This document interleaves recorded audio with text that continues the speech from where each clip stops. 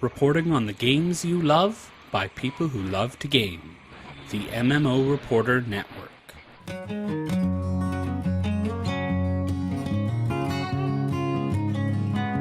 You, my friend, are listening to the Happy Hearthstone. This show is brought to you by Doghouse Systems, who make some of the most powerful gaming PCs on the planet. And I can say from personal experience that they have awesome customer service.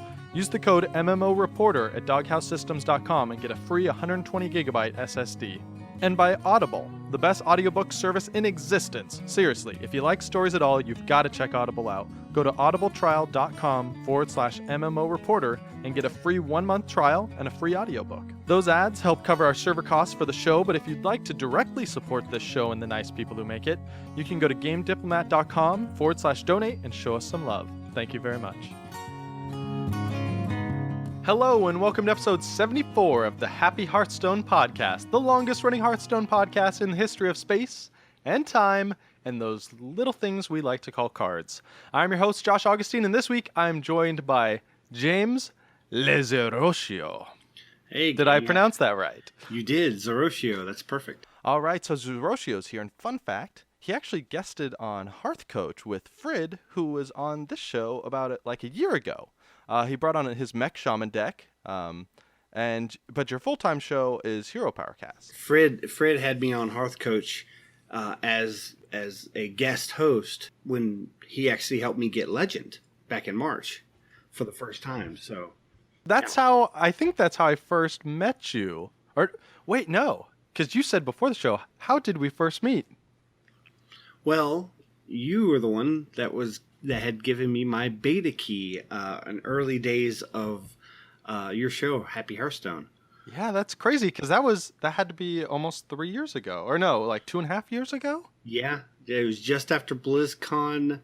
That would be BlizzCon 2013. Yeah, that's awesome. Long time, but yeah, and it's finally paying off. I got you on the show. Definitely, Hearth Coach hosts Fred and Dan actually guest hosted on our episode of Hero Power on episode 20. Oh, awesome. And then they allowed me to come on their show and talk about my run up to Legend for the first time in March, which Fred helped me along the whole month. It was great. That's really cool. So you're a host of Hero Powercast, which is a podcast. Do you want to give like a quick 30-second spiel for people? Why should they listen to your show as opposed to any other Hearthstone show? Yeah, well, we kind of put a different spin on things. We have 3 wonderful hosts. 2 wonderful hosts and me. We have Avantes as our producer. He's pretty much the mastermind of the show. Versika is our creative mind who come up with wonderful topics and decks. And then I'm kind of the mouthpiece and comic relief of the show. But we go over the meta and news. And then what's unique about our show is we're both a podcast and a video cast. Our second half of our show, if you watch us on video, we actually play a deck from the meta from a different class every week on the ladder, and to show people how to play the deck and maybe get a couple ranks up on the ladder. Nice. That's really cool. So what deck did you play this past week? This past week, we played... trying to remember. I know, I'm sorry. I put you on the spot. You put me on the spot. This isn't in the show notes. I apologize. Oh, no, that's fine. I have the information right here. I just have to... We played... Oh, yeah, that's right. That's why I forgot it. We played Hunter. The show typically is not a big fans of Hunter because for the longest time, the only Hunter deck was Face Hunter. Yeah. And it's not a very intuitive deck to try to show somebody how to play, but mid-range hunters really came into the meta, and we decided we'd go ahead and show that on the deck, Very cool. On the deck of the week. So nice. Well, that's awesome. And where can people find your show if they like what they hear? Because that sounds really fun. We record Wednesday nights at 7:30 Eastern Time every week on Twitch. But the best way to reach us, if you go to heropowerhs.com and click on the stream link, it'll take you right to our Twitch site. If you go to our website, heropowerhs.com, and and you can get all our downloads on YouTube, iTunes. We do blogs usually weekly. It's a lot of fun. Yeah, it looks great. It's a nice looking website too. Yeah, that's all Avanti's, and our lead blogger is Versika. Versika is a mastermind and genius when it comes to giving his opinion of the meta changes in the game, different politics about the game, maybe some team changes or how professional Hearthstone's being done. He's really good about expressing his opinions and detailing the facts in blogs. That's awesome. Oh, it looks like you got a 12-run arena win this week. Very first time 12-run arena with Mage. First time I've ever gotten a 12-run. Closest I've ever gotten is 11 one time.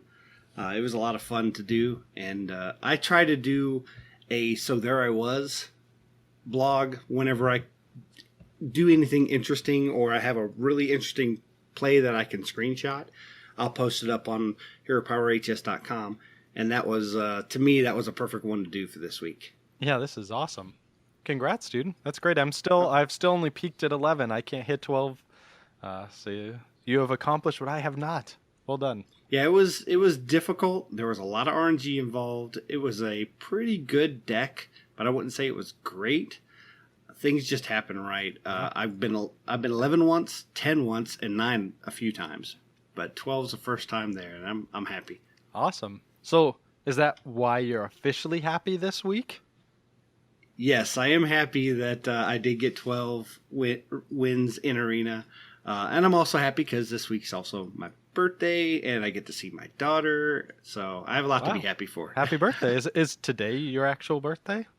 No. Okay. 2 days from now, the 14th, on Flag Day, June 14th. Nice. Well, happy birthday ahead of time. Oh, thank you. I'm happy because I voted.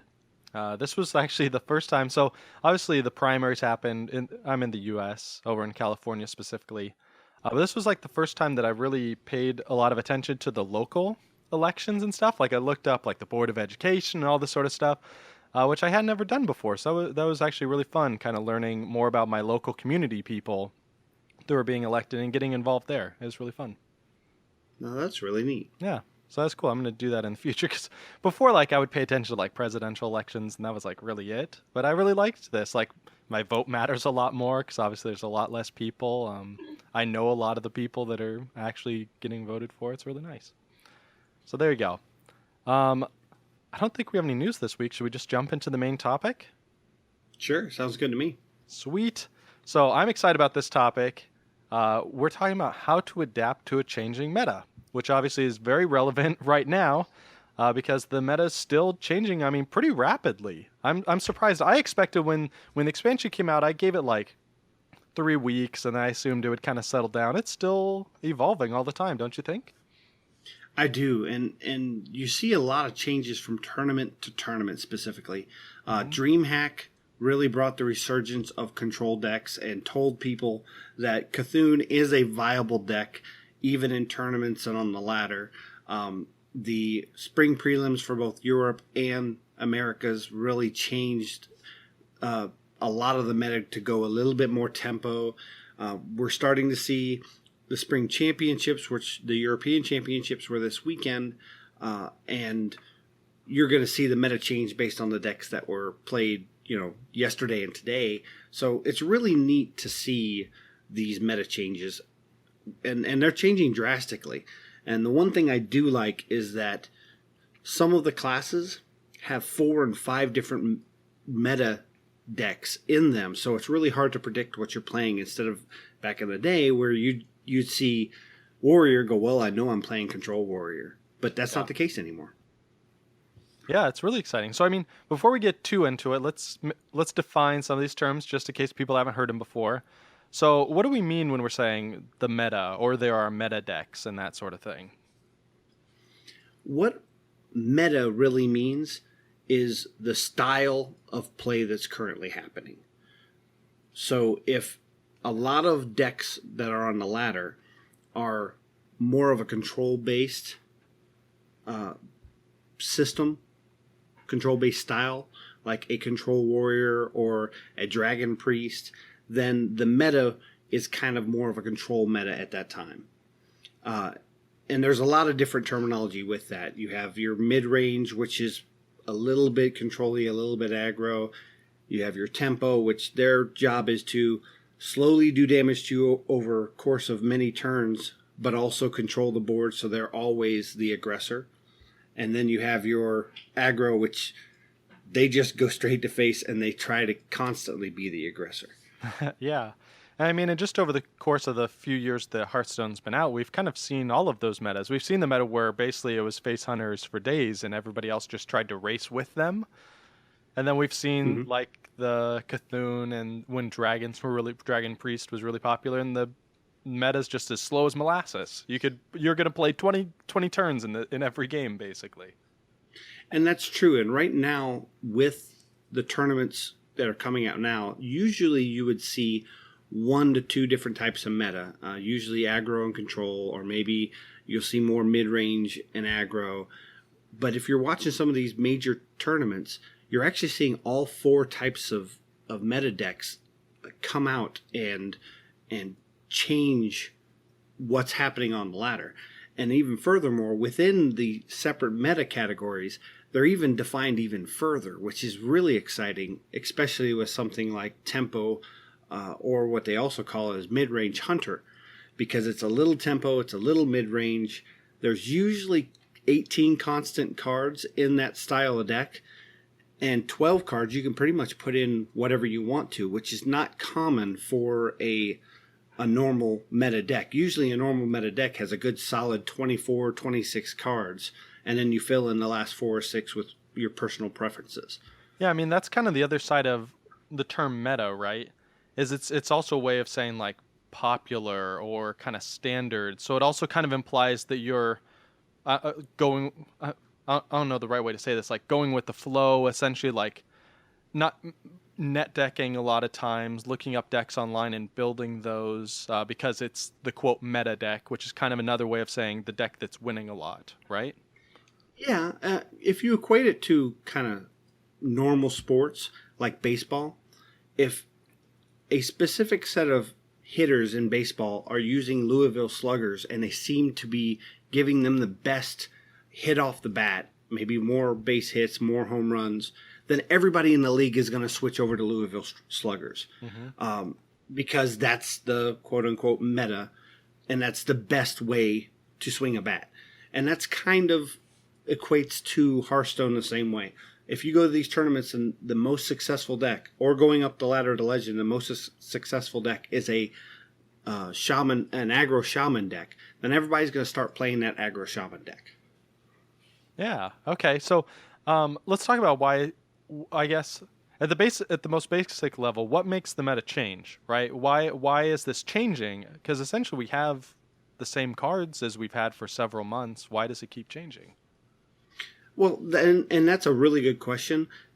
The best way to look at it is when a meta gets established, like say with the example of aggro shaman, somebody, usually a streamer or somebody in the major tournament scene, is going to find a way to counter that meta with another deck. Well, then that deck becomes the new meta.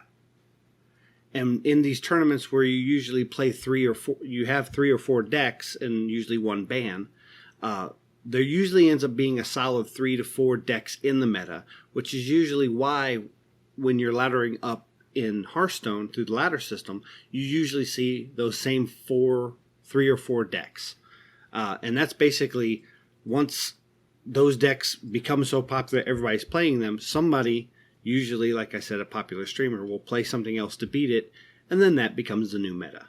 Yeah. Now there have been times, especially kind of right before expansions, where it seems like the meta is kind of stabilized. There is like an end to that cycle, right, until you get new cards. Yes, and some will say stabilized and some will say stale. Sure. And that's usually, and to kind of talk about our show a little bit more, Hero Power, we try to find times that the meta gets stale and bring out new decks that are just off the cuff and you never heard of, maybe has a really unique win condition. So we try to help the meta change around and stay fresh by putting out new ideas. because we're one of those outlets that people might get new meta ideas from. Yeah. I mean, and that's kind of, we hinted at the top of the show as well, but that's why kind of the times around these new expansions are so exciting, because when the meta is, quote, stale, it may change, every few weeks, but now it's changing every couple days right now. And so, I mean, Oh, yeah. at the most basic level, why is it important to adapt to the meta? Why can't you just be like, I found this Dragon Priest deck, no one is playing it, but I think it's great, I'm going to play it anyways? I mean, do you have to adapt to the meta? In truth, you don't have to adapt to the meta, but at the same time, you have to be flexible. To kind of give you an idea, I was a long-term mid-range druid player, and I loved my mid-range druid. Well, everybody started hating mid-range druids, so they changed their decks and they adjusted the meta so they countered mid-range druid. Well, I would just not play my mid-range druid for a while. I would play something else that was a little better in the meta, and then once the meta started shifting again, I'd go right back to the mid-range druid and pull it out of the closet, and I wouldn't change a single thing in it. I would leave it the way it was because it was successful, the month prior, and that worked for me.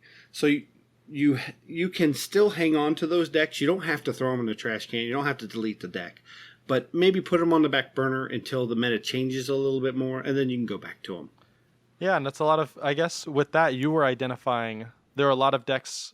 The popular decks right now are ones that this deck is bad against, and so that's why you put it aside. And then That's correct. Because a lot of times when the meta shifts, it's not because a deck gets worse. It's just that it's bad. It's worse against the current popular decks, right? So that deck is still fine in the future. Yeah, and you may find out that there's a time to play your deck that was good at that time, but now the meta's changed. I know that there are some times that I will wait to the very end of the month to do some ladder runs because I know everybody's going to play aggro, and then I just play something that counters aggro. And they're playing aggro out of necessity because they need to get as many wins as possible to try to get legend. Well, I just want to get some good solid high win percentages, so I run something that will just beat aggro every time. That is brilliant and incredibly cruel. I don't... You're like an evil villain over there. Yes, play your aggro decks. I know you must. That's awesome. And you can also just change your current deck. When I was able to get legend, it was a tough grind because everybody was playing aggro, and it was just who aggroed faster. And so I finally decided to throw an extra consecrate in my aggro paladin to counter the other aggro decks, and that was exactly what I needed. I went, I think, 8-2, and finally got legend. Wow, nice. So it's funny how just one small change like that can make such a big deal. Yeah, and that's what the meta is all about. Just changing one card can totally change the percentage that you will win against a certain type of deck. Yeah. All right, so before we jump into more of the details and advice, one last point. It's interesting. It depends also how much you care about the meta and how much you feel like you have to adapt to it. I think also depends on what your goals are, right? Because you have the spectrum, right? Obviously, pro players have to adapt to the meta because that's essentially their job, and all they care about is win rate. That's what matters. And if you're trying to climb the ranked ladder, like you're saying, you have to as well, or else you're not going to do well. But I think if you're just playing casual, or if you're maybe just trying to do your quests, I mean, that's probably the time that you can play around with totally random decks like you were talking about that don't fit into the meta and don't make a lot of sense, but you just want to have fun with. Yeah, I played on the ladder once with a deck I made recently, and it didn't have a high win rate, but I had the Meek Shall Inherit quest. Oh, cool. So I made a deck I called Power of One, and it was a hunter deck that had nothing but one cost cards in it. The entire deck was nothing but one. Hey, it's good. I know. I had the Spellmaster quest, and I had Lock and Load Yogg-Saron, so I just went with that. Oh, wow. I got it done in 2 games. It was great. Yeah, when you drop down 2 Brave Archers, which are the last 2 cards in your hand, and then hero power them for 6 damage. Oh my gosh. It's not a very popular deck, and I got a lot of wonderful friend requests afterwards, but it was fun to play. Oh, that's fun. Yeah, and it's nice to get little fun moments like that because normally you would never get that Brave Archer combo. So it's just and now Exactly. you've lived the Brave Archer dream.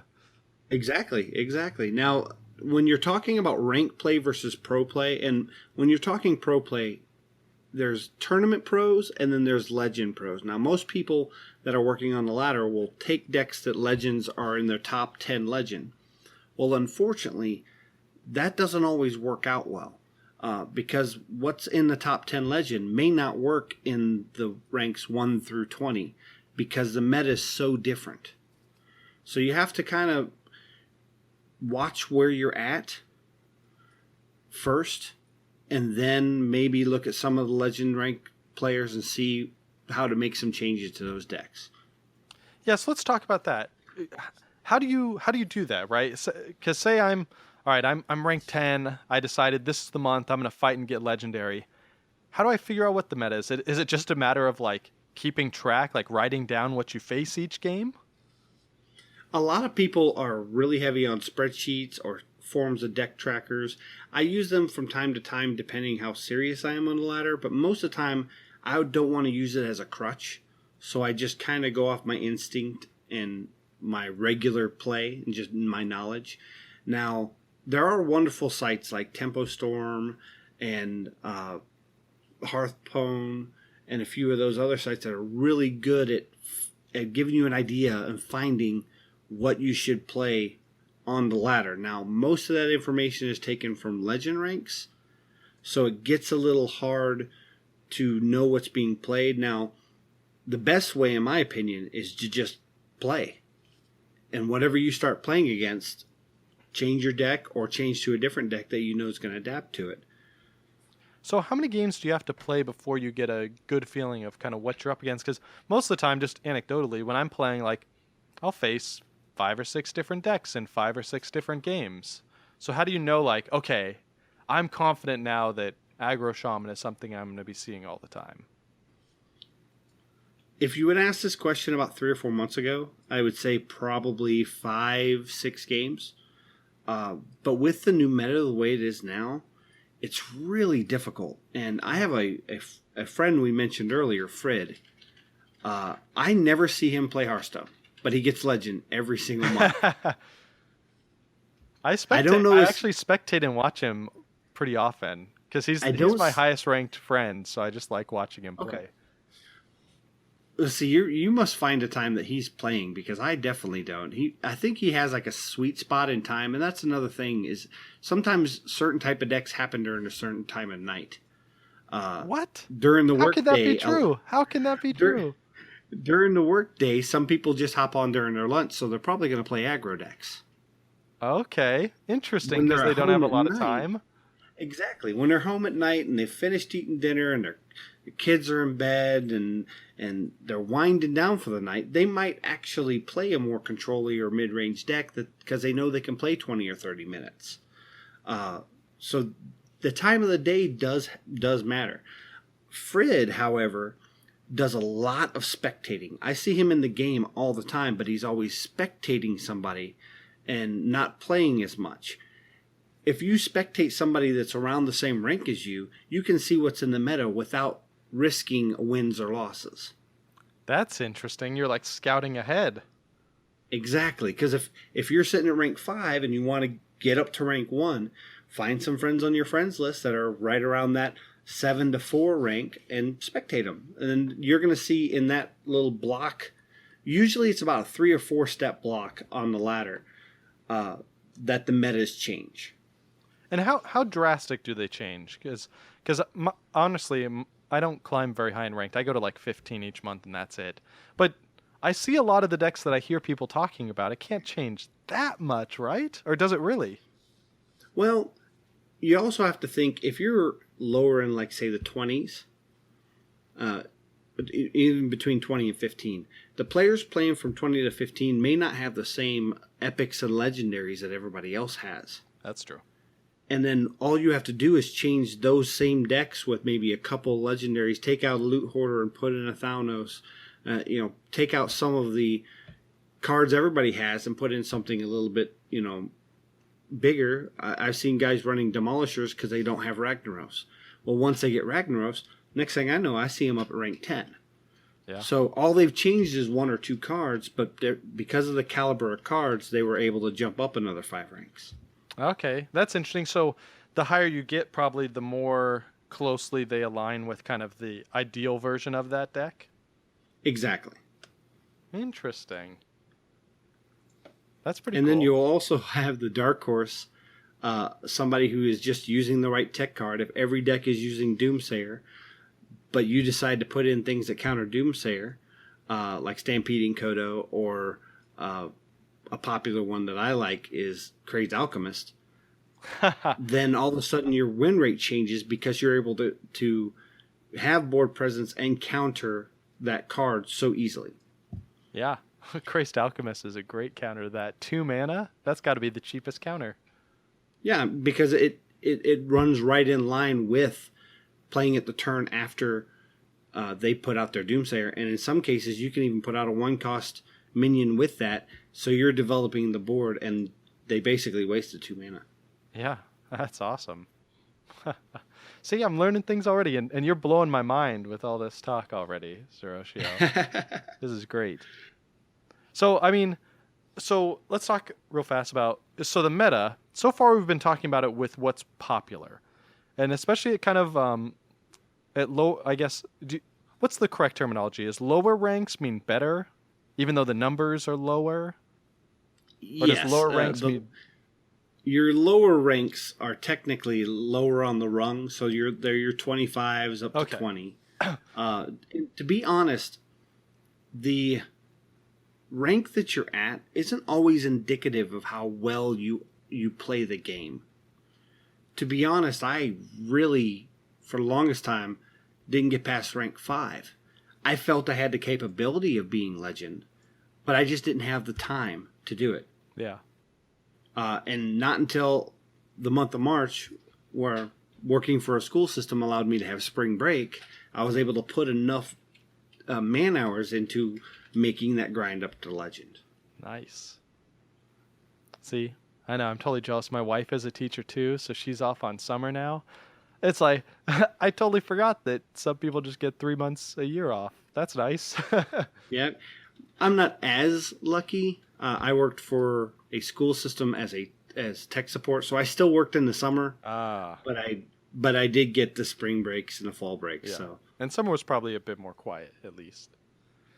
Yeah, it's busier, but I'm the only one in the building. All right, so we talked about the meta basically being what's popular, right? What you're seeing a lot of, but at lower ranks, like mine, you still see a lot of decks that are kind of random and weird. Is there a difference between being popular and strong for the meta? Like, do you really only care about the decks that are winning, even if you're facing other decks a lot? Like, for example, the big example to me was the Cthulhu decks, right? Right after release, everybody was playing just pure Cthulhu decks, which we know aren't really the best decks, and we kind of knew it at the time, but it was so exciting anyways. That's what everyone was running. Is that what you want to try and counter, even though it's not a perfect deck, just because everyone's running it? Cthulhu decks are a unique breed that we never heard of until that type of deck we didn't really hear of because of Whispers of the Old Gods. They gave you Cthulhu for free. Yeah. So everybody has Cthulhu. And a lot of times decks are built around a specific legendary, especially your mid-range to control decks. Aggro decks, not so much. But because everybody got Cthulhu, that's the first deck everybody wanted to make. Yeah. You also have to look at what they call the skill cap of the deck. One of the highest win rate decks is Freeze Mage. But not everybody can just pilot a Freeze Mage and get a high win rate with it.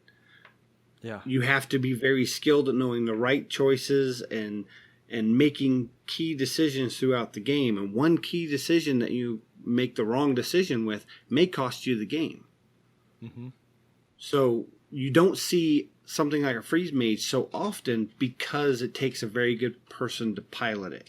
Somebody's very skilled at that deck. Then you have something that's like face hunter back in the day, or now aggro shaman, which is a little more, you put everything in your hand on the board and you go to face. Yeah, it's a little more That forgiving. that has a little lower skill cap required. Doesn't mean you don't have skill if you play that deck. It just doesn't require a lot of in-depth thinking. There may be a few times that you don't go to face because specific cards are on the board. You need to remove them, like a knife juggler. But other than that, you're really just going to keep going to face and race your opponent. And because of that, because it has a lower skill ceiling, then you see that more often on the ladder. Because of that, you can counter it really easy because you know a lot of people are going to play it. Okay, so in this example, when you're figuring out what the meta is and how you want to counter it, you're not really considering Freeze Mage as part of the meta. In the example you gave, because you're saying it's not played super often, even though it's really strong, it's not very popular, so I'm not going to worry about it. You'll see Freeze Mage that's in the meta for tournament play, because most of the people at that level of major tournaments have the skill to pilot that deck. Yeah. Then you'll have a lot of people that take that to the ladder and don't get any success from it. Yeah. And they wonder why all these tournament players are able to do well with the deck, but when they play it at rank 15, which they should be better because they're beating legends with it, it loses. Well, it's because they have trained themselves to make specific key decisions that aren't really easy to identify. Yeah. And they're also like the top 20 players in the entire world. Oh, yeah, exactly. Now, if you take the time to learn the deck and watch the VODs and streamers and pinpoint those decisions, then you may have better success with that. And that comes into what type of player you are. If you're more of an analytical, numbers-driven player, then something like a Freeze Mage might work for you. So don't count it out just because you're not on the legend ranks. You might be able to make that deck work. So give it a try. Okay, so let's go through an example, and you can kind of give me advice. Say I'm playing, let's just say Dragon Priest, right? I'm super into Dragon Priest. It's beating all the decks on the meta, except for one. There's one that just always it loses to. Mm-hmm. How do you balance knowing, like, okay, I need to make my deck not lose to this, but not weaken it against all the other options? Or do you just accept, like, okay, that deck is always going to beat me, but I will beat the other three all the time? Sometimes you have to resign the fact that your win rate is expected to be lower against them. Mm-hmm. I wouldn't say concede every time you see that deck, because you may be able to not change you can't change the cards that are in it, but you can change your play. Maybe that specific deck has a specific minion that wrecks you every single time. Well, then make sure you save your one piece of removal. Even if you see something that you're having trouble, you'll have to trade 3 minions into, or you can use this piece of removal. You have to remind yourself, I need to save that removal for N'Zoth, or I need to save that removal for Ragnaros, because that is the card that's beating me. Does that make sense? Yeah, totally. So you have to give up a little efficiency every now and then because you've learned what in the meta version of the deck, what is the big threat. And a great example, if you're playing your Dragon Priest and you have Entomb in your deck, mm-hmm. A great way to handle that is if you're having trouble with, say, N'Zoth, then the big power in N'Zoth is the cards that can return when he comes into play. Mm-hmm. If the one card that returns when he comes into play that really messes you up is Sylvanas, you want to save your Entomb for Sylvanas. And that will change your win rates and how successful you are against that deck. Interesting. Yeah, that's really good because, I mean, it is definitely tempting. If something is punching you in the face and you just really want to get it off the board, it's tempting to be like, I'm just going to use Entomb. I just got to. But sometimes you need patience. And watching a lot of streamers, they'll teach you always use one card when you can instead of using 2 or 3 cards. When in truth, that's not always the case.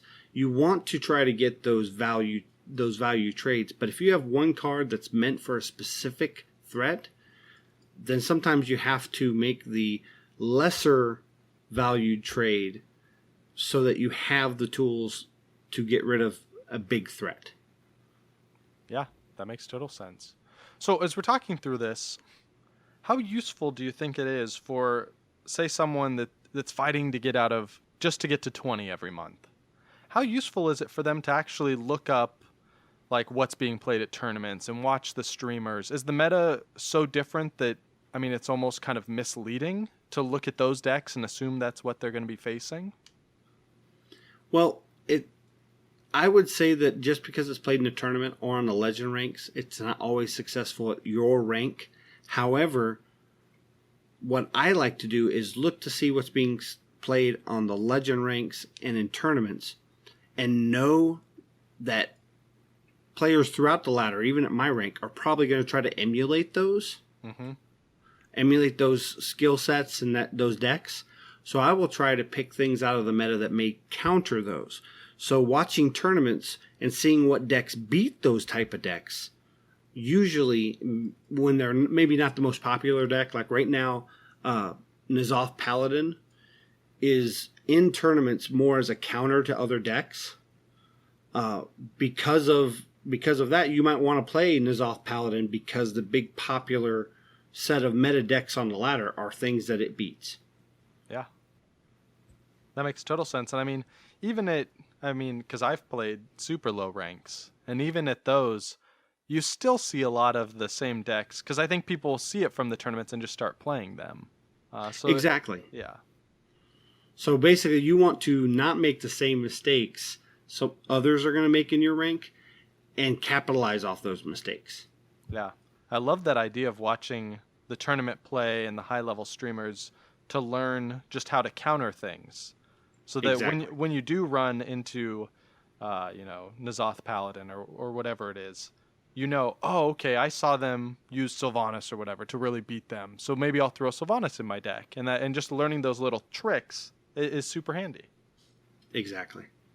Very cool. All right, so that's kind of like how to identify what the meta is, what the meta is. Let's talk about how to adapt them. You had 3 big tips you wanted to give out, right? Yes. All right, walk me through them. The big one, and we discussed it a little bit, is whether you want to beat them or join them. And that really depends on your skill set. So you want to see what's going on in the meta. If the meta is something you think you can pilot really well and maybe beat other players playing the exact same types of decks, you might want to beat them. Or might want to join them and beat those players that are picking that. You'll want to join those guys and try to go up the ladder. However, if something's very strong, but you know how to counter that meta, and you can have a high win rate against those decks that are out there right now, example, Aggro Shaman, then you want to make a deck to counter them, and you're going to try to beat them. So what is it, how much of that is like personal preference, right? Because in general, I prefer control decks over aggro decks. Is that kind of what you're leaning towards to, like, when you say if you think you can pilot the deck well?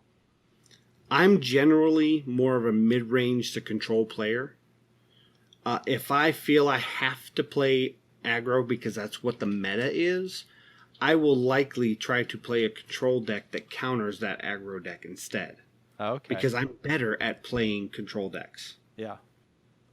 And I mean, I think that's a really important thing, because a lot of times people look and go like, okay, this deck is really popular, but if it's not your style and it's not what you're used to playing, you're not going to play it very well. Like when I play aggro decks, I just don't play them as well.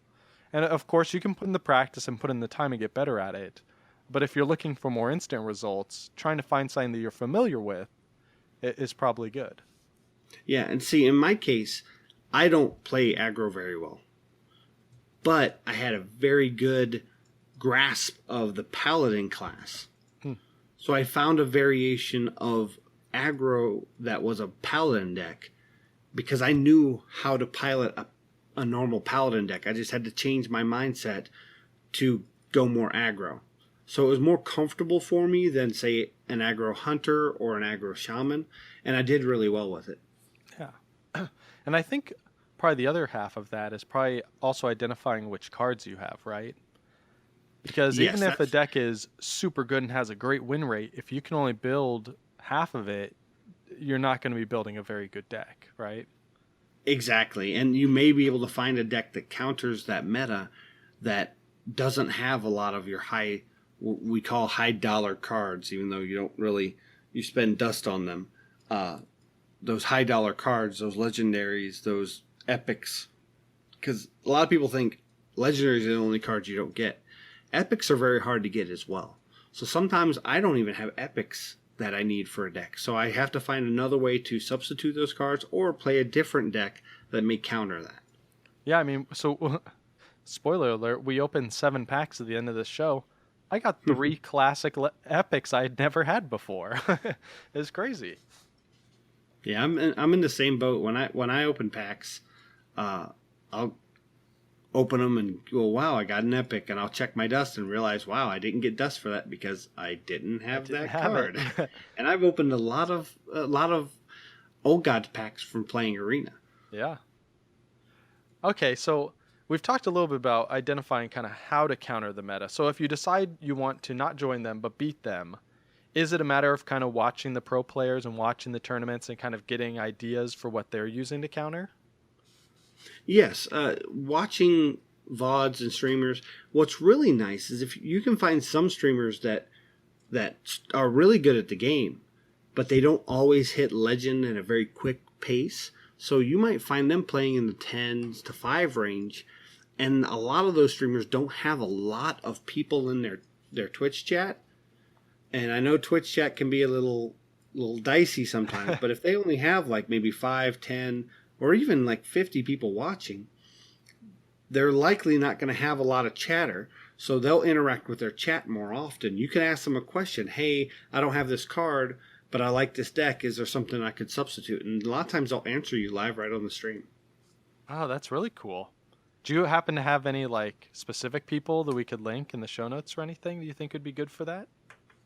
I don't at this time because I haven't actually streamed watched those streams in a long time. I know on our show on Wednesday nights, we will take questions from our chat as we're playing the deck. Cool. And that's heropowerhs.com. As well as, I believe, top 16 from the spring prelims for the Americas, Bloody Face. I believe he's at Bloody Face HS on Twitch. He has been talking about streaming more often. Cool. And he would be a good one to get in and watch. And there's a couple, I think maybe next time is another good one that he does get legend usually every season, but he's very interactive with his chat as well. Very cool. Yeah, and even if none of these people are online, you can go to Twitch at any time, just click Hearthstone, and it brings up a list of everyone streaming it. I was able to scroll through really fast. I mean, there's plenty on here with like, anywhere between 5 and 15. I mean, you could just bounce between a bunch of them and see which ones respond to you. Yeah. Just scroll all the way to the bottom and look for somebody with a smiling face. Let's see. Because if they're smiling on their stream, then they're probably going to interact well. That's true. Don't go to the very bottom of the list. I found one. It is the Hearthstone close sign with 0 viewers. So maybe a little above the very bottom. All right, cool. So any other thoughts there? Should we move on to the next tip? Well, the next one is important because obviously this is a lot of information that we've been disseminating. Yeah. You can get burnt out or get on what they call tilt, which is actually more of a poker term, often. And that's where you're getting a high loss rate, and sometimes you're not losing as often as you think you are. It's just because you lost 2 or 3 in a row, you think, well, you don't remember the last 17 wins you just had. Yeah. Sometimes when you are getting on burnout or tilt, you just need to take a break from the game. Now, in my case, I usually just take my headset out, go to the main screen, and rethink some of the games I lost. Sometimes I'll go get me a cold drink, stretch my legs a little bit, and see what caused my losses. Now, if I look back and realize the losses I had were just bad matchups, maybe my deck isn't good against a specific mid-range deck, and that's what I kept playing, then I can either think to change my deck or take about a half-hour break and wait for those people to flush through the meta, and maybe I'll play somebody else.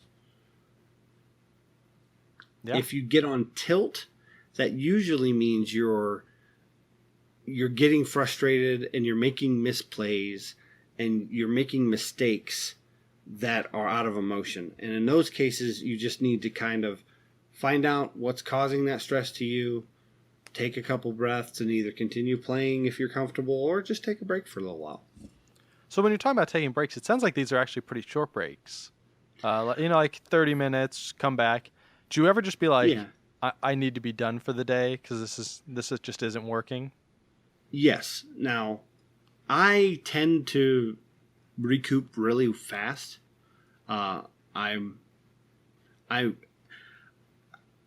easily comforted by food, so I go make me a sandwich and a drink, and and I'm happy, and I'm back to my old self, and I can get right to it. Some people need to take a couple hour or even the rest of the day, and in some cases, some of our friends in the community, I knew somebody was like, I'm not going to play for a week. And then he came back and was really excited at the end of the season. He got all the way to his highest, which was rank 2, because he took a week break and was able to refresh his mind.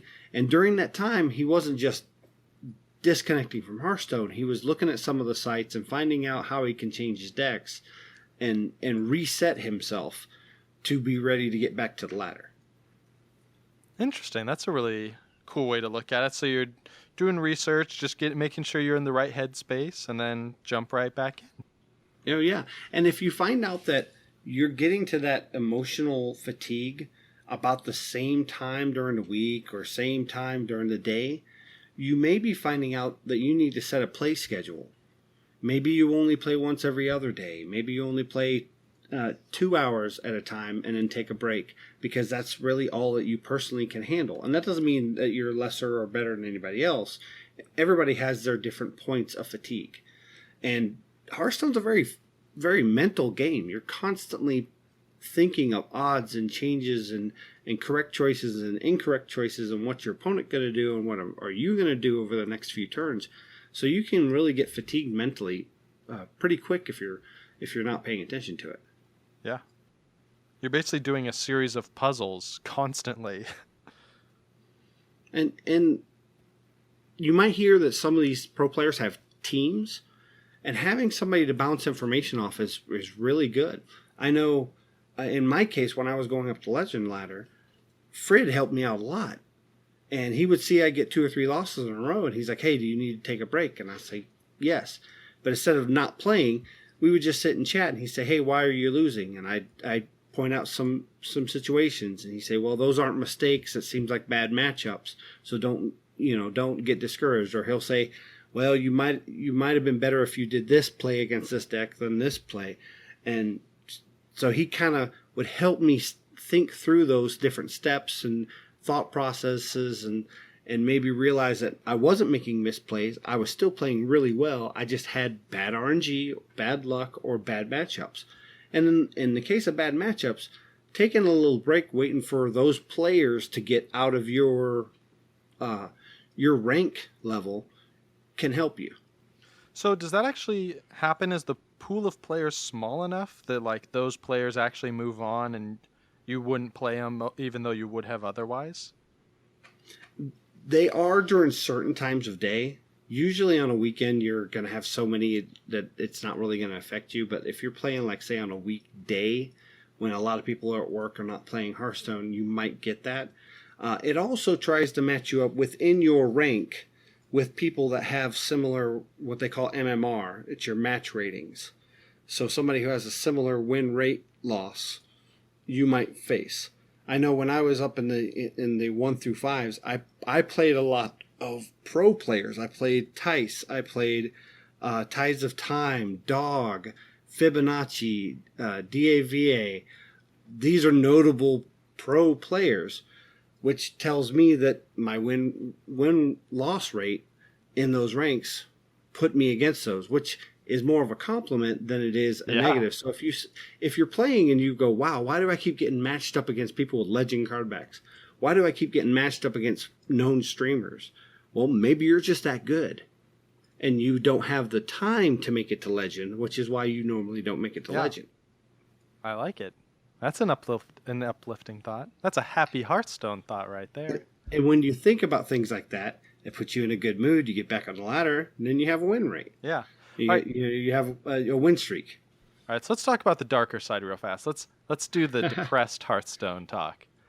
So when you're sitting there and you're kind of thinking back through the games and trying to remember what went wrong, what went right, how is it useful to basically tell yourself that it was unlucky, even if it wasn't? Because, I mean, what if when you're going through that and you realize, like, no, I just made a ton of mistakes. I guess I'm really bad at this game. Like, I feel like I could, like, spiral into depression and just not do well. Well, if you see a specific mistake, it's better to acknowledge that mistake, maybe write it down on a piece of paper so that next time you see that situation, that scenario, you will correct your actions and fix yourself than trying to convince yourself it was just bad RNG. Now, there are times that it is just bad luck, bad RNG, and it's good to note that because it's out of your control. Yeah. So the truth is, you just be honest with yourself and look at it as a learning experience and not a negative accountability. Does that make sense? Yeah. Basically, don't beat yourself up over it. Learn from it, and you'll be a better player because of it. Yeah. That sounds like a very logical, sensible approach to it. I like it. That's hard to do sometimes when you're on a hard losing streak, but that does sound like the best action. So in that case, I think if I was in the situation where I was losing a bunch, thought back through, realized I just made a lot of dumb choices, which has happened when I was practicing the Dreadsteed deck for last episode. The game during my lunch, I think I hero powered 3 times when it resulted in me not getting a card. Like my hand was already full, or I had 9 and it was going to be full next turn. I think at that point, that's maybe just when I take the rest of the day off. Sometimes that happens, and I've done it where I'm like, well, I'm at 8 cards, I'm good, and I throw things on the board, and then I forget that I just put an Acolyte of Pain at 8 cards. If they hit it 3 times, I'm going to burn a card. Oh yeah. And I end up burning my win condition. Oh. And I'm like, wow, why did I not think about that? And sometimes I'll look at the situation and go, I've been playing for about 6 hours. I probably need to take a break. Yeah. And sometimes that's a good sign, right? You have to accept errors as like a sign, being like, okay, yeah, it's time to go. And it's better to acknowledge that and get a loss out of it than not acknowledge it and just try to Keep push losing. through. And then you lose 13. And I had that happen. I was getting towards the end of spring break, and see, during my spring break, I was hoping to get legend, but I didn't. And right that last day of spring break, I went from rank 3 all the way at one point I was rank 1, but I had fallen to 3. I went all the way from 3 back to 7. Oh man. And it was because I was pushing too hard. Yeah. And if I would have just realized, even though we were going back to school, I still had about a week and a half left in the season. I can play an hour a night, a few hours during the next weekend. I didn't need to push that hard. But it was something that I just couldn't convince myself. And if I had learned from it, I probably would have got legend a little earlier in the season instead of the last 2.5 hours of the season. Yeah. That makes total sense. All right, last tip. The best thing you can remember is this is a game. So have fun. One of the best fun ways to keep the game fresh is creating your own meta. If you're seeing the meta stale or it's so predictable, make your own crazy, wild, just ridiculous decks. They may not have the highest win rate, but you may actually get some wins off of those out of pure unpredictability. I know when we do some of our shows, we'll be playing a deck and we'll see we'll see it's warrior. Well, it's either mid-range or tempo, or it could be control. And then we realize, well, maybe it's Dragon. Maybe it's Reno. And then they start throwing some cards. What is this deck we're playing? Next thing we know, we're getting beat out of nowhere from some crazy, ridiculous shenanigans of Leroy Jenkins, double faceless manipulator. It's nuts. And at the end of it, we lost. But we were like, this was really fun to play against. So find something that is just off the wall. I suggest Priest, because Priest has some of the most confusing off the wall ways to beat your opponent. Yeah. And my wife is making jokes at me. We always say that Hearthstone's kind of like paper, rock, scissors. Some decks are paper, rock, and scissors, and they beat each other. And then you play some Priest deck with thought steals and mind controls, and it's just like potato chip. Yeah, dude, they just love to just screw with all your plans. Yeah, it's so, and that's fun, and especially if you're getting any form of burnout, just make some off the wall Murloc deck or try to find a deck that's not tribe based, but maybe has all the same color artwork, or just something to have fun and break through the monotony. And you don't have to put it on the ladder, but I put everything on the ladder, even if I'm having fun. I get, yeah. There's definitely a split in philosophies there. Some people, like playing casual because there's no pressure, and other people are just like, hey, if I'm gonna play, I might as well see if I get wins and go up. Well, I've learned if you go to casual, you play the exact same decks that are on the ladder because they're just practicing the decks they've saw on a VOD or saw on a stream or on tournaments so they can put them on the ladder. So you're going to face the same decks either way. It's just if you're willing to sacrifice a little loss.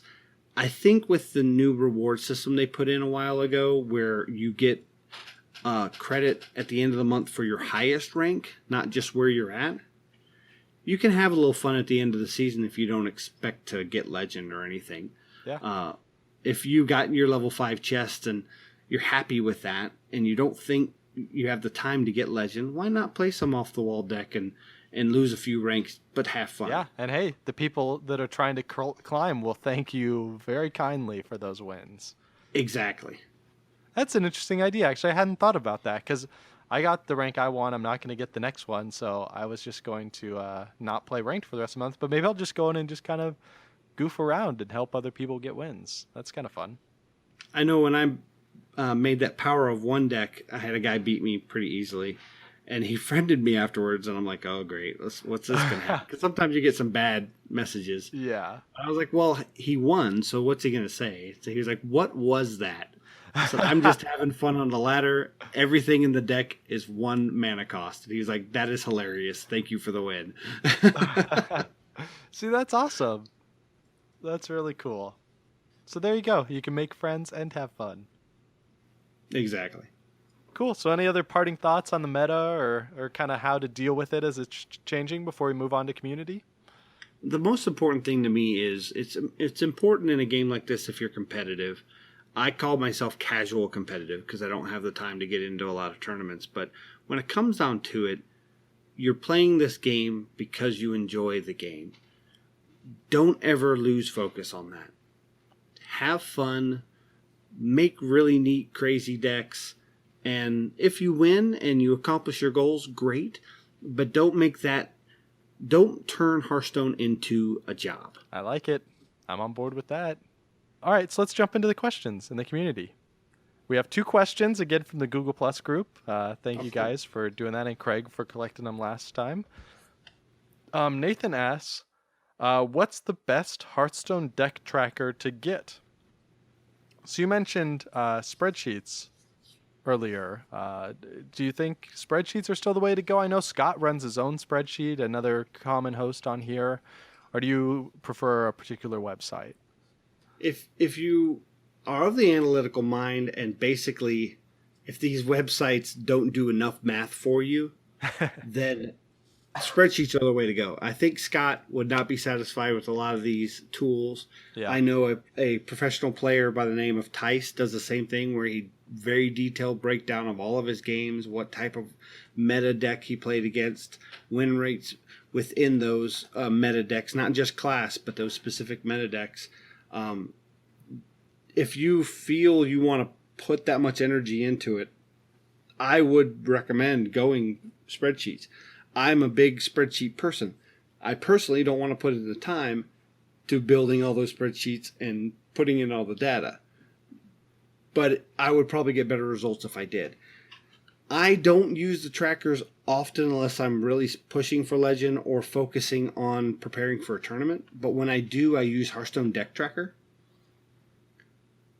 And Hearthstone Deck Tracker is really good that it keeps track of your win-loss rates against specific classes. And you can actually make changes to your decks in the deck tracker while you're playing and see the difference in those changes by your win rates. So Yeah, Hearthstone Deck Tracker is the one that I use when I use it. Very cool. And then the other question we got is Chris asks, how are you liking the new deck recipes? So this is the thing where when you're building a deck now, I think they list 3 for each class that are kind of pre-built decks and kind of say like, hey, you own most of the cards here. Do you want to fill in the rest? That sort of thing. Have you used them at all? As a matter of fact, when Whisper of the Old God first came out and the deck tracker was added, on Hero Power, our podcast, we didn't have any really good ideas of where the meta was. So we couldn't make any meta decks because nobody was playing tournaments yet. Nobody was really solidifying anything other than Cthulhu because everybody had Cthulhu. So we did, I think, 6 weeks of just recipe decks right out of the recipe. And we absolutely loved those decks. They were so fun. They were viable on the ladder. And they were built by deck experts on Team 5. So they're very effective decks. They're not just random decks thrown into a recipe and boom, you have a deck. They've actually played with them, tested them, and they work well on the ladder. Yeah, I had really good fun with them too. The very first thing I did when Old Gods came out was I did the Whispers of Death because I knew I had opened Princess Huhuran, but I didn't really put much thought into okay what all needs to go in there other than Sylvanas, and it was actually really cool to be like, oh, there's already a deck here that did it. Let's just try that, and then I can customize from there. It was really useful. And what's really nice about it is as new sets start coming out, expect those recipes to change. Yeah. So when a new set comes out and you don't know what to play, and maybe it's so fresh that you don't know any players that are playing it, no tournaments have gone out, no streamers are really picking a specific deck yet, check out one of those deck recipes and see if you have the cards for it, make it and play it. Yeah, I think that's a great suggestion because I think this deck recipe is like 10 times more useful on day 1 of an expansion launch. I think I'll use it every single expansion launch just because it's like, oh, I want to try Warlock. Okay, there's Handlock is still good. Ancient Hordes. Oh, what's this? Maybe I'll try this one out. I don't think I would use it much like kind of at this point in the meta or even kind of later in the meta post-expansion. Just because I already kind of have decks for each class that I like, and I've tried most of these other decks, but it's downright brilliant for when new cards come out. Yeah, it's kind of a feature that I first thought was just going to be a dead feature when they first released it just before Whispers of the Old God. I'm like, well, people are going to play with these decks and then they're not going to use them anymore.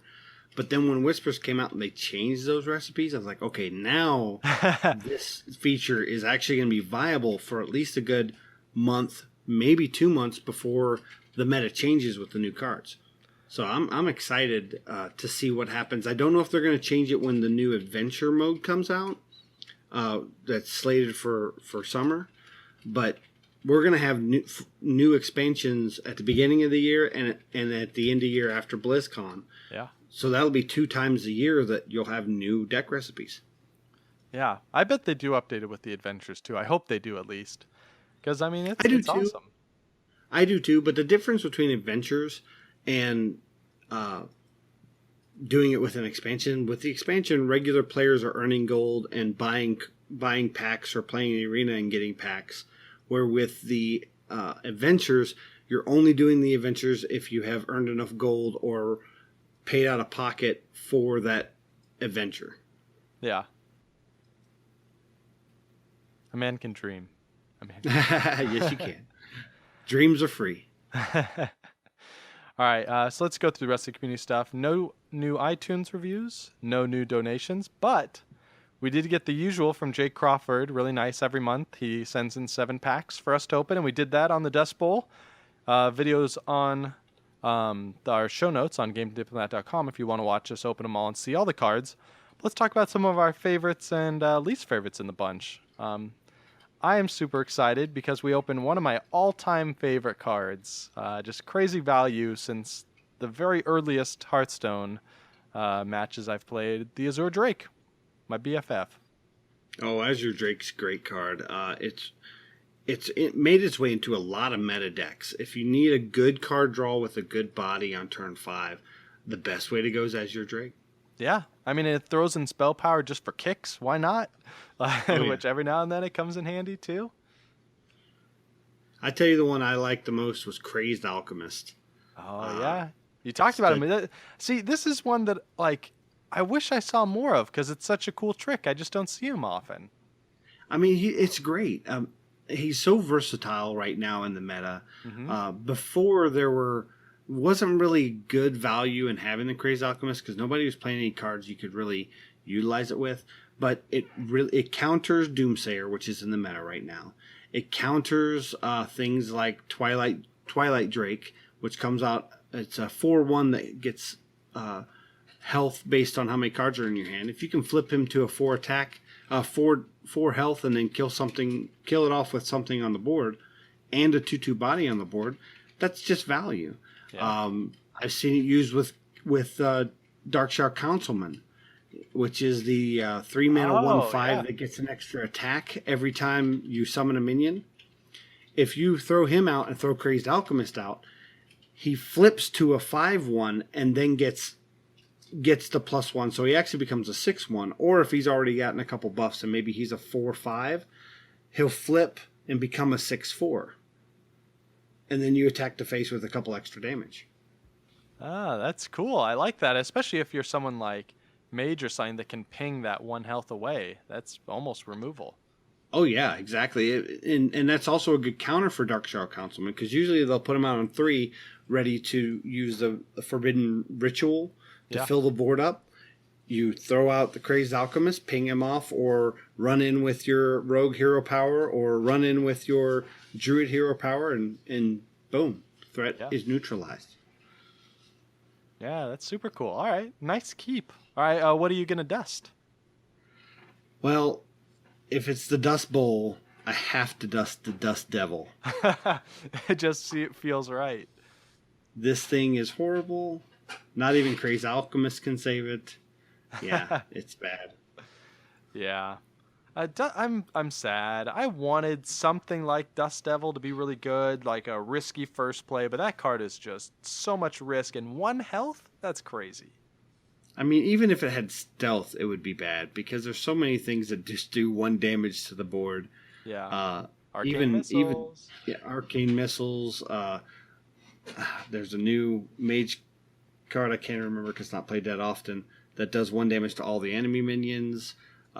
Warriors have lots of whirlwind effects. Yeah. It's just, it's a bad card. Yeah, no argument there. The card I'm going to go with is Farsight, which is less of a bad card, but it's still, you're paying 3 to draw a card, and it costs 3 less, and it might have cost less than 3 originally anyways. It's just one of those best case cards, where best case, sure, it works, but it's still not great. You're paying 3 and a card slot to make it cost 3 less. Yeah. Why not just put wasting two your whole copies turn? Of that card? Yeah, wasting your whole turn. Why not just put 2 copies of that card in your deck? You know, I've had people say, well, if you draw a 3 cost card, then you can put it out immediately. Yeah, but if I drew it that turn on turn 3, I could put it out anyways. So Yeah. it makes no sense. I mean, like, the best case would be something like getting it and drawing Dr. Boom, right? So you could play. So it's like a weird form of overload. But it's so rare Maybe. that would work out. Yeah, if it was maybe 2, I probably would play if it was 1 cost. And I would think about a 1 of if it was a 2 cost, but that'd be pushing it. Yeah. I'm with you. And hey, it's an epic. You get a fair amount of dust for it. Yes, you do. And I will tell you the times I like to see Farsight is when it's golden. Oh, I don't know if I've seen the golden animation, or I certainly don't remember it. Well, I don't care about the golden animation. It's the amount of dust I get. Oh. Well played. Wise. All right, but let's talk about our card of the week, which is also an epic. You picked it out. Hit me with it. Oh, actually, wait, no. Hit me with your song first. Nice try. You almost got past. I almost got past. I was about to start moving on. All right, you ready for this? I don't think you're ready for this. All right, you ready? Oh yeah. I gotta take a drink and clear my throat. I understand. You need that liquid courage. You pound as much as you need, buddy. All right. Nobody expect this song I wreck, but I keep it strong, my mic in check. So I scribble, scrabble, dabble on the microphone, I babble when I bust a fucky card of the week. Nice. Got some Dude, rapping action on the Happy Hearthstone. I like it. I love it. I want some more of it. That's good. I like that. I'm just trying to fit in around here. I want to sound cool too. Dude, that was awesome. I don't know about cool. Thank you. I've been working on that for a very long time. Very long time. Like how long? Years? A little bit over, yeah. I'm waiting for the day that I was on Happy Hearthstone can bust a rhyme. Wow. Well, that's awesome. I'm excited. A year in the making, and we finally have it. That's right. So what card got the honor of getting that song sung to it? Shadowcaster. Pom, pom, pom. It's a 5-mana 4/4 rogue minion, and the battle cry is choose a friendly minion, add a 1/1 copy to your hand that costs 1 mana. I love this card in my N'Zoth rogue deck. Oh. So what is the ideal target? Just like Sylvanas? It really depends on what your matchup is, but if you get Sylvanas out and they're taking a turn to try to manage the board, the best time to throw Sylvanas down is when they have a lot of minions on the board. They're likely not going to kill your Sylvanas off. Next turn, you can throw a Shadowcaster, and then you get a 1/1 Sylvanas for 1 mana that you can throw out and easily kill yourself with like a backstab or some kind of direct damage, even a SI7 agent to kill your own Sylvanas to get something on their side.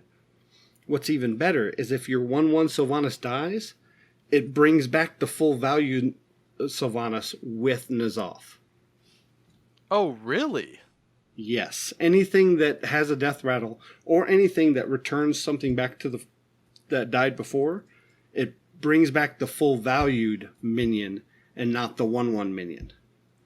Wow, that's really interesting. I did not know that. So this is a card that I was really interested in, but I don't think I've actually ever seen it played. So this has been really good value for you? Yes, I've actually put out a Shadowcaster to target something. Then I've Shadowcastered another Shadowcaster. so that I can bring out N'Zoth, and with the coin, use Shadowcaster to put N'Zoth back in my hand. That's a 1/1 minion that does the same effect. Because they still have their effect. They just have a 1/1 body. Interesting. Okay, that's really cool.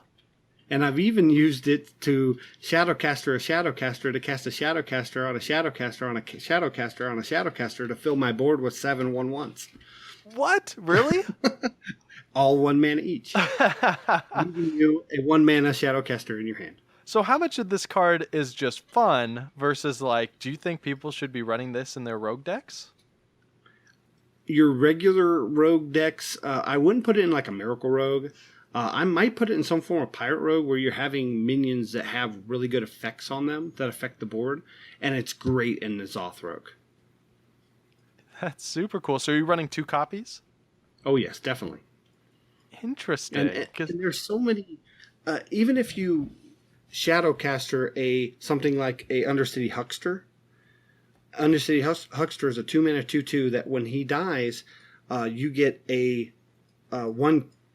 copy of a card from your opponent's deck into your hand, or your opponent's class into your hand. So, copying that, putting a 1/1 out that does that effect, and you get quite a few of those, you're using your opponent's class cards against them, and it just gives you more card advantage. The Shadowcaster not only is a good card by itself with specific cards like Sylvanas, it's versatile depending what you're playing against. If you find out that you all of a sudden need more taunts, well then you Shadowcaster your Defender of Argus, pop him out for 1 mana, and you taunt up 2 more minions, including possibly the 4/4 Shadowcaster you just put out. Yeah, this sounds fun. You got me intrigued. He is fun. He's fun and very versatile. Yeah, that's cool. So, are you running Unearthed Raptor in that deck too? Very, very much. The thing about Unearthed Raptor, unfortunately, is he does not get brought back with N'Zoth because he's not a Death Rattle minion. He just copies a Death Rattle effect. Oh, bummer. But if you have a really good Death Rattle effect and you get your Unearthed Raptor out there and you Shadowcaster the Unearthed Raptor, he can copy that effect again. I've had 4 creatures on the board with Sylvanas' effect. At that point, the opponent just gives up, right? Usually because nothing they put on the board is staying on their side. Yeah, that's crazy. And what's really nice, especially with Unearthed Raptor, is people will forget what Death Rattle's on there, and they'll do something like Brawl, and all of a sudden they lose their minion, and they're like, oh wait, I forgot, it had Sylvanas' effect. That's awesome. Cool. Well, this is a super fun card that I haven't seen played, but I wanted to see played, so now I'm excited. So Shadowcaster was worthy of my song? It was worthy for sure. Thanks for picking that out. Well, thank you. Cool. So that's basically going to be the show for us. You can find the show notes and links, videos, all that good stuff, GameDiplomat.com. Also links to Zerotio's Hero Power cast and their website, HeroPowerHS.com. You can check it out there. As always, we'd love to know what you thought of this show and what you'd like to see added in future episodes.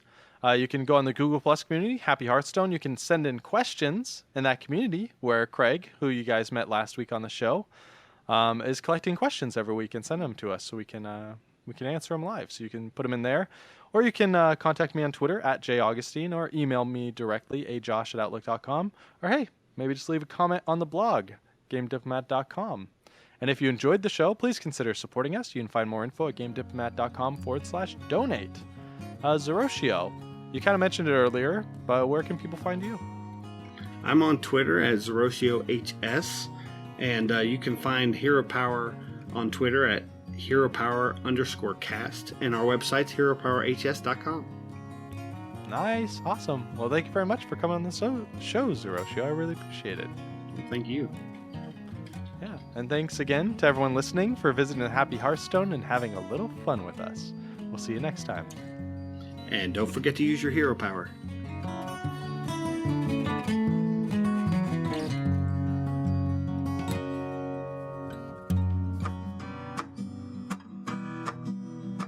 Thanks for watching the video, everybody. Don't forget to check out all the other podcasts at MMOreporter.com or by clicking on any of the links here. And please check out our Patreon campaign at patreon.com/MMOreporter. Thanks, everyone, and see you in game.